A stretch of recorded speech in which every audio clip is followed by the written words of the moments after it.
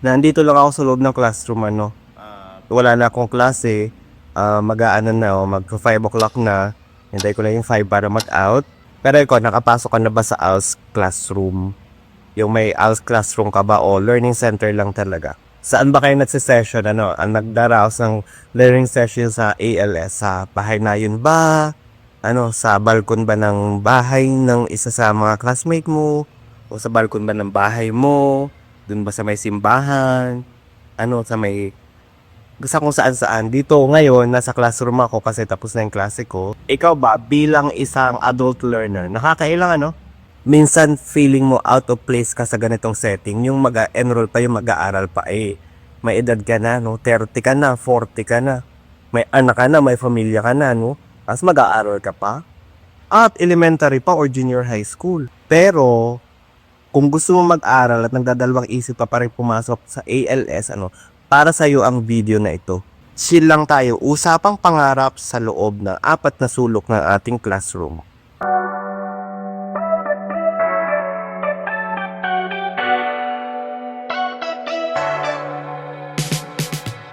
Ang hirap maging adult learner, no? Yung katabi mo sa upuan, baka mas bata sa'yo ng 10 taon. O kaya naman habang nagtuturo ng teacher, iniisip mo, due date na ng kuryente. Ano kayang ulam mamaya?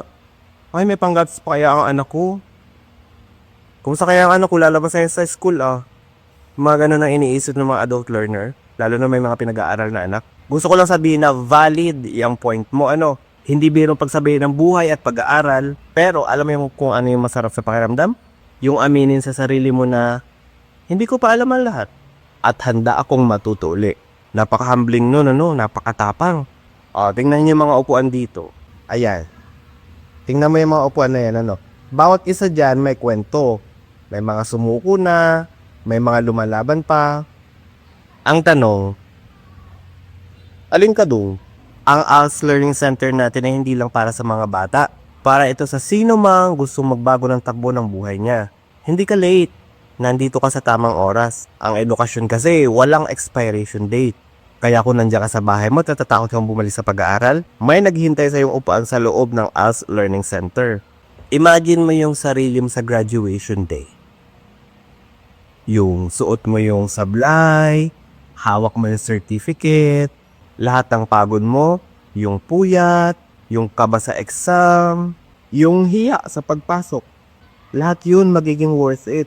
Huwag mong hayaan na yung kahapon mo ang humadlang para sa bukas mo. Kung hindi ka nakatapos noon, okay lang.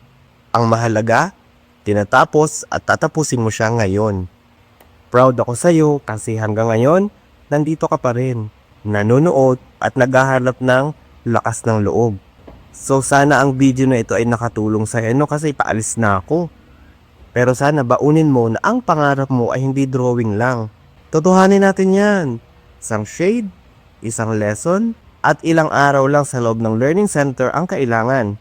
Salamat sa panonood sa video ko. Kung nakaka-relate ka, comment ka lang, ha. Ay kung may tanong ka pa tungkol sa ALS, sasagutin natin yan sa abot ng ating makakaya. Paramdam mo lang sa akin sa comment section. Pero gusto ko lang sabihin na hindi lahat ng comment dito sa YouTube ay nare-replyan ko, ha, dahil hindi lumalabas ang notification ko. Pero kung gusto mo pa ako maka-interact, pwede mo akong i-follow sa TikTok. Mas madalas ako sa TikTok, kaysa dito sa YouTube. Dito, once a week lang ako nag-upload. Bihira pa ako magbasa ng notice kasi wala naman talaga nagna-notify sa akin na may nag-comment. May nakikita na lang ako nag-comment. Kahit 2 months ago, 3 months ago, ay nakakahiya nang mag-reply. Masyado nang matagal. Ayun lang, maraming salamat sa panonood. At kung gusto mo pa, subscribe ka lang sa ating channel. Pakilike na rin ang video na ito at pakishare sa gusto pa rin mag-aral sa ALS. Maraming salamat sa panonood at see you sa next video.